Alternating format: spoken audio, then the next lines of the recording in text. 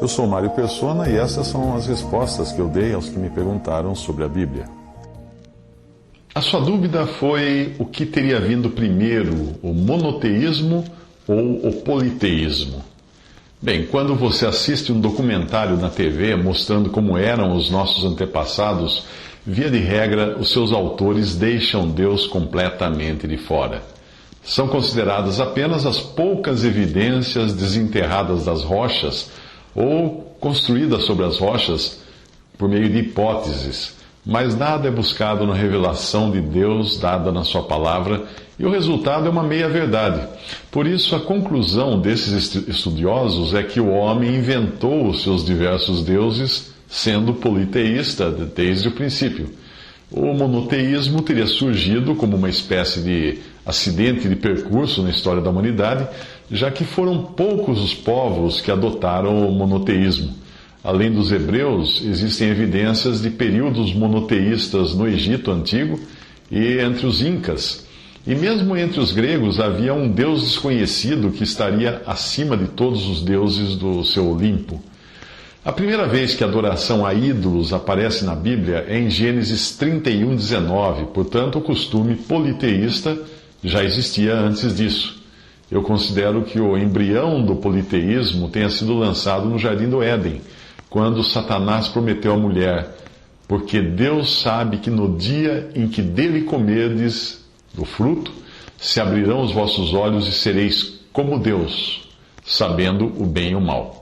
Isso está em Gênesis 3:5. A promessa da serpente equivalia a dizer que seres humanos podiam ser como Deus. Evidentemente, Adão e Eva logo se deram conta de que eles não estavam com a bola toda e que a serpente tinha prometido a eles, porque eles se viram nus, eles se viram fracos, eles ficaram medrosos, eles acabaram se escondendo até do verdadeiro e único Deus. Mas certamente a promessa do diabo ficou ressoando em suas mentes, e o próximo passo no caminho rumo à idolatria seria identificar quem seriam esses seres humanos com poderes divinos. Na sequência da leitura da Bíblia, você encontrará que os próximos candidatos a deuses são os homens poderosos ou gigantes que aparecem em Gênesis, capítulo 6 de Gênesis, provavelmente filhos do cruzamento de anjos com mulheres. Talvez esteja neles a origem das lendas dos semideuses, que nós encontramos em várias culturas. Mas antes do dilúvio, a Bíblia não fala em idolatria. Não fala. Portanto, parece não ter existido um culto instituído a deuses alternativos antes do dilúvio. Com a longevidade dos homens da época anterior ao dilúvio, a consciência da existência do Deus único, do único Deus, ainda estava bem fresca na memória de muitas pessoas que escutaram pessoalmente de Adão, ou mesmo de Caim, histórias de primeira mão de como tinha sido a vida antes da queda do pecado, teriam escutado de Adão, ou logo depois da queda do homem, da expulsão do homem do Jardim do Éden, que teriam escutado então de Caim. Deus tratou pessoalmente com Caim por causa do seu homicídio, logo depois também da caída e da expulsão de Adão e Eva do Éden. O mais provável é que a geração seguinte ao dilúvio é que tenha criado seus próprios deuses. Talvez a passagem em Romanos revele a ordem de como as coisas aconteceram. Primeiro, o Deus único e verdadeiro, aparece em Romanos 1, 19 a 20. Portanto, o que de Deus se pode conhecer, neles se manifesta, porque Deus lhe manifestou. Porque as suas coisas invisíveis desde a criação do mundo, tanto o seu eterno poder como a sua divindade, se entendem e claramente se veem pelas coisas que estão criadas para que eles fiquem inexcusáveis, para que os homens fiquem inexcusáveis. Em seguida, nós vemos que os homens passaram a confiar mais nos seus raciocínios do que na revelação divina. E é aí que eles se acham sábios aos seus próprios olhos, exatamente como a humanidade atual. E adotam então o seu primeiro ídolo. Qual foi? O próprio homem.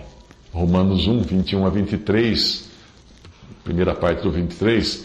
Porquanto, tendo conhecido a Deus, não o glorificaram como Deus, nem lhe deram graças, antes em seus discursos se desvaneceram e o seu coração insensato se obscureceu, dizendo-se sábios, tornaram-se loucos e mudaram a glória do Deus incorruptível em semelhança da imagem de homem corruptível.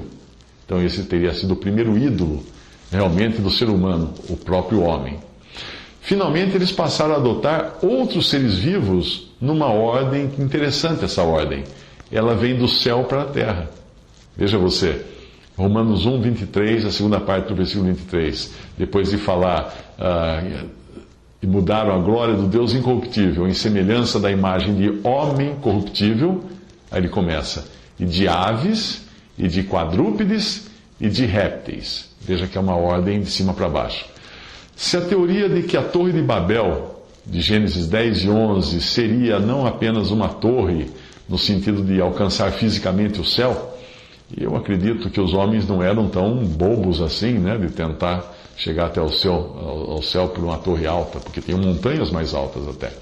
Mas se ela fosse realmente um observatório astronômico, astrológico, em meio a essa idolatria de coisas vivas, pode-se ter desenvolvido também um politeísmo envolvendo os astros, já que o próprio Deus havia dado os astros, no princípio, como governantes do dia, da noite, das estações, e os homens também se orientavam por intermédio dos astros. Então, isso em Gênesis 1, de 14 a 18, você encontra isso. Resumindo tudo, o meu entendimento é que primeiro o homem foi monoteísta.